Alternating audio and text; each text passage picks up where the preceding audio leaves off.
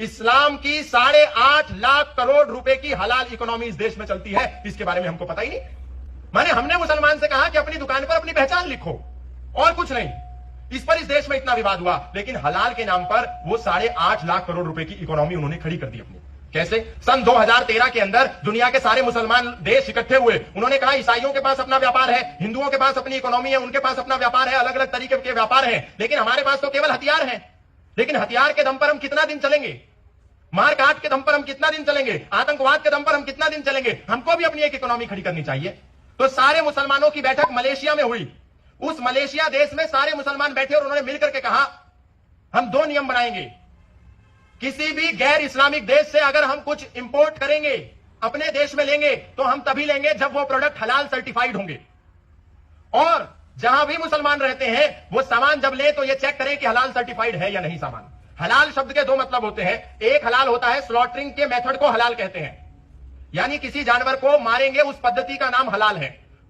वो हलाल तब कहलाया जाएगा जब उसको मारने वाला मुसलमान हो, उस जानवर का मुंह मक्का की तरफ हो, और मारने से पहले वो मुसलमान कलमा पढ़े, और तीसरा उसको पूरा नहीं मारना है, उसका विंड पाइप काटना है, उसका फुड पाइप काटना है, उसको आधा मारना है, और जब पूरा खून निकल जाए और शेष वो बॉडी बच जाए तब उसके मांस का प्रयोग करना है। ये 4 पैरामीटर सेट है किसी भी मांस को हलाल होने के लिए। तो एक हलाल का मतलब होता है स्लॉटरिंग का मेथड, किसी भी जानवर का, व्यक्ति का कत्ल करने के तरीके को हलाल कहते हैं। और दूसरा हलाल होता है वैलिड को हलाल कहते हैं, इनवैलिड को हराम कहते हैं। तो हलाल जो है वो इस्लाम में केवल मांस के लिए प्रयोग किया था, लेकिन इस्लामिक देशों ने मलेशिया में सितंबर 2013 में मिलकर के यह बैठक करी कि हमको हलाल इकोनॉमी खड़ी करनी है। तो क्या करें? तो उन्होंने कहा आप इस्लामिक लोग किसी भी नॉन इस्लामिक कंट्री से जब कुछ सामान इंपोर्ट करेंगे तो वो हलाल सर्टिफाइड होना चाहिए, नंबर 1। और जो लोग नॉन इस्लामिक कंट्री में मुसलमान रहते हैं वो जब भी कोई प्रोडक्ट खरीदें तो वो हलाल सर्टिफाइड हो तभी खरीदें। तो हलाल सर्टिफिकेट कौन बनाएगा? तो बोले हलाल सर्टिफिकेट उस देश की मस्जिदें बनाएंगी, मदरसे बनाएंगे, इस्लामिक इंस्टीट्यूट बनाएंगे, इस्लामिक संस्थाएं बनाएंगी, इस्लामिक एनजीओ बनाएंगे। ऐसा निर्णय हुआ, और निर्णय होने के बाद उन्होंने कहा इसको लागू करो। अब मुसलमान गया बाजार में, उसने कहा कि हम ये सामान नहीं खरीदेंगे। क्यों नहीं खरीदेंगे? क्योंकि हलाल सर्टिफाइड नहीं है। तो हलाल सर्टिफिकेट कहां से मिलेगा? तो जमीयत उलेमाए हिंद से मिलेगा, हलाल काउंसिल ऑफ इंडिया से मिलेगा, हलाल सर्टिफिकेट एंड सर्विसेज से मिलेगा, जमीयत उलेमा महाराष्ट्र से मिलेगा। ऐसी उन्होंने संस्थाएं खड़ी कर दी। अब आश्चर्य की बात यह है कि किसी ब्रांड ने अपना प्रोडक्ट बनाया तो उस प्रोडक्ट के लिए उसने खाने का प्रोडक्ट है तो FSSAI से सर्टिफिकेट लिया, लेकिन मुसलमान जब वो प्रोडक्ट खरीदेगा तो वो पहले देखेगा कि हलाल सर्टिफिकेट है या नहीं। तो उस प्रोडक्ट ने क्या किया? हलाल सर्टिफिकेट लेने के लिए जमीयत उलेमाए हिंद में आवेदन किया। आपको जानकर के आश्चर्य होगा, अगर किसी को अपने प्रोडक्ट के लिए हलाल सर्टिफिकेट लेना हो तो पूरे ब्रांड को हलाल सर्टिफिकेट नहीं मिलता। एक ही प्रोडक्ट को एक हलाल सर्टिफिकेट मान्य होता है। दूसरे प्रोडक्ट के लिए अलग से सर्टिफिकेट लेना पड़ेगा, तीसरे प्रोडक्ट के लिए अलग से सर्टिफिकेट लेना पड़ेगा, चौथे प्रोडक्ट के लिए अलग से सर्टिफिकेट लेना पड़ेगा। यानी अगर हल्दीराम के 500 प्रोडक्ट हैं तो उनको 500 सर्टिफिकेट हलाल के लेने पड़ेंगे। एक सर्टिफिकेट लेने का कॉस्ट 60,000 रुपए है। 500 सर्टिफिकेट लेंगे तो 3 करोड़ रुपया हल्दीराम को जमा करना पड़ेगा, और वो सर्टिफिकेट केवल 1 साल के लिए वैलिड है। 1 साल के बाद रिन्यू करने के लिए अलग से दोबारा से 60,000 रुपए प्रति प्रोडक्ट फिर से देना पड़ेगा। हर साल जिसके पास 500 प्रोडक्ट हैं उसको हलाल सर्टिफिकेट लेने के लिए जमीयत उलेमाए हिंद को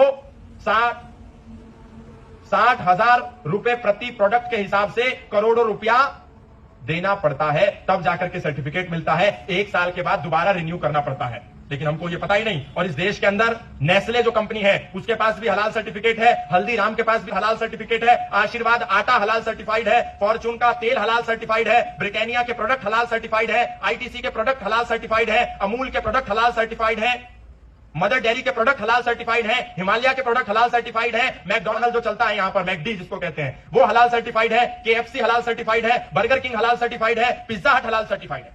अब ये जो पैसा हिंदुओं ने दिया, जमीयत उलेमाए हिंद ने घोषणा कर दी कि भारत में कोई भी मुसलमान कुछ आतंकवादी हमला करेगा, किसी को मारेगा, काटेगा, लूटेगा, पीटेगा, तो उसको चिंता करने की जरूरत नहीं है, उसका केस हम लड़ेंगे।